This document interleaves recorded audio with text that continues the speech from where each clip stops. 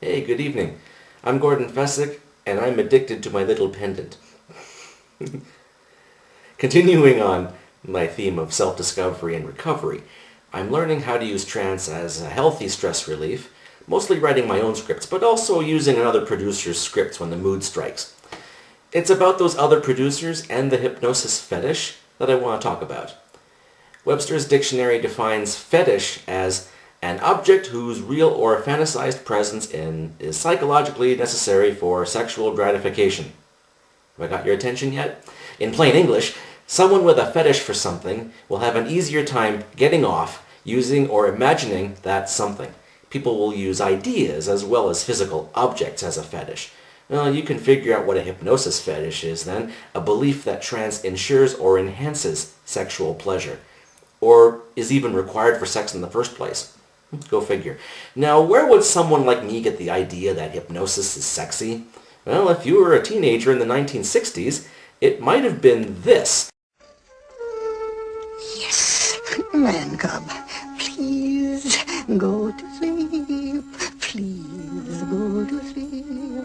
Sleep, little man cub, rest in peace. Or in the 1980s, it could have been this.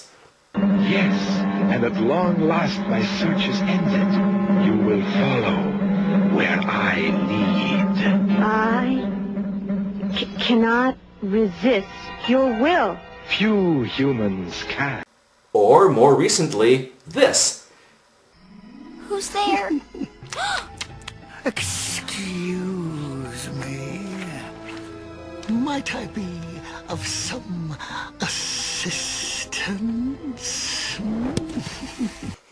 I don't know what your teenage years were like, but if mine were filled with scenes like those while on a hormone rage, that would get etched into my memory in very embarrassing ways. So for reasons beyond our control, we start to associate hypnosis, or more generally mind control, with sex. Now, if all hypnosis is self-hypnosis and the hypnotized person is really in control, how is this arousing? Well, the obvious implication comes for the person in trance. Since they are in control, they can imagine anything in their mind and their body can respond. A wise old sex therapist tells us that the brain, and thus the mind, is the most powerful sex organ. But what about those scenes we just saw? How does taking over someone's mind, supposedly, become a turn-on? Well, if you've had any trouble finding a partner, that becomes obvious too. Why bother with courtship and bribery when you can just order someone to join you? The real fetish here is control, not hypnosis.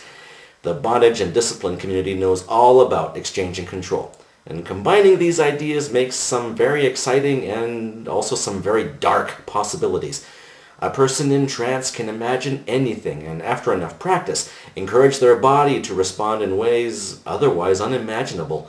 When another person guides someone into trance and describes a scene, there is so much potential for greater experiences, and that includes potential for abuse. I'll go into another rant about that later. What's important to remember right now is that it's still self-hypnosis. You might deny yourself some of the pleasure, but if a suggestion doesn't seem right to you, reject it. You are allowed to do that. You can leave trance anytime and deal with what went wrong with a clear mind. Okay, about that fetish. So it's more about control than it is about hypnosis, whether it's self-control or control exchange between people. In a sexual context, it's also about sex being inevitable, supposedly. It's going to happen, supposedly, so there's no hang-ups about sexual performance. Do you know what kind of relief that would bring to a sexually frustrated person?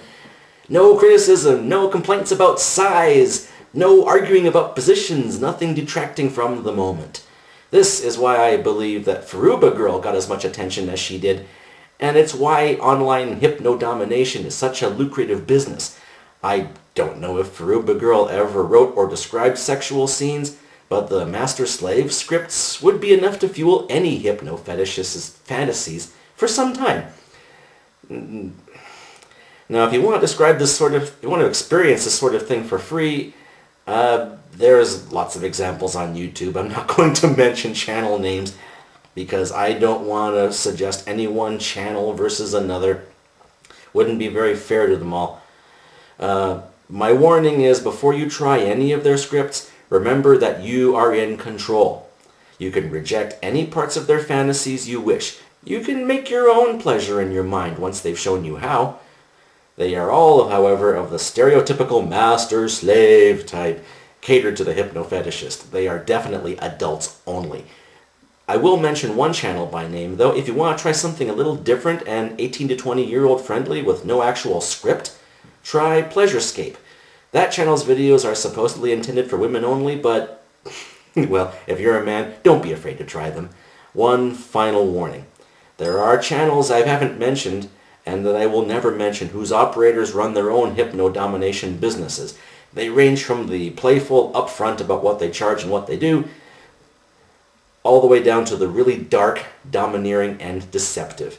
While you are ultimately in control, some of these operators use techniques beyond hypnosis to encourage your continued subscription and even offer real-world incentives to advertise them. Like any other online business, buyer beware.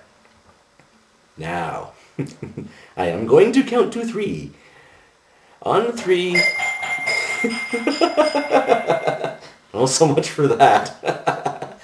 Now, leave a comment, alright? Bye-bye.